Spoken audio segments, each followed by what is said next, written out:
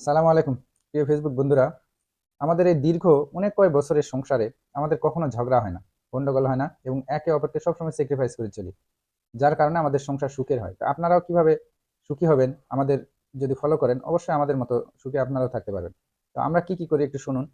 ও আসলে ও আমাকে না চাইতেই সব জিনিস নিয়ে এসে দেয়। ও যেটাই দেয় ওটাতেই আমি খুব খুশি। যেটুকুই দেয় ওইটুকুতেই আমি খুব খুশি হই। আর ও আমাকে খুব কেয়ার করে। এইজন্য ওকে আমি বেশি রেসপেক্ট করি। প্রতিদিন বাসায় আসতে কিছু না কিছু আমার জন্য গিফট নিয়ে আসে। আর জামা কাপড়ের কথা তো বলতেই হয় না। ও আমি কি পছন্দ করি খাবার, কোনটা পছন্দ করি, কি খাবার পছন্দ করি।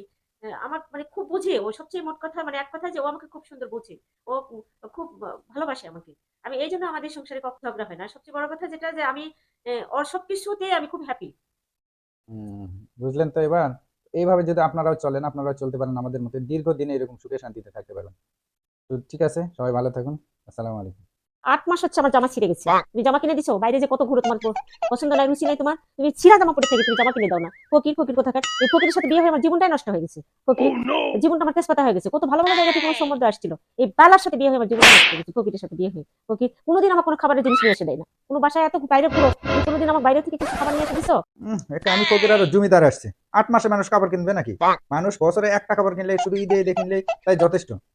কোন জমিদারের নাতি আসছে যে তুমি 8 মাসের মধ্যে তোমার 2-3 বার কাপড় কিনতে হবে? হ্যাঁ, আর খাবার জিনিস দেখবো আর বাইরে থেকে আনা ইয়া খাওয়াবো, মনে হয় তোমার টাকশাল এনে রাখছি না। সংসার ওইভাবে করতে হবে, থাকলে থাকুন, না থাকলে না থাকুন। আর আমার জীবন একটা তোমার বিয়ে করে একটা রাজা বাদশার জীবন হয়ে গেছে। আল্লাহ কোন পাপে যে তোমার সাথে আমার সংসারে ফেলাইছে, সংসার করছি দুটো সন্তানের জন্য, তাকিয়ে সন্তানের দিকে তাকিয়ে তোমার সংসার করছি।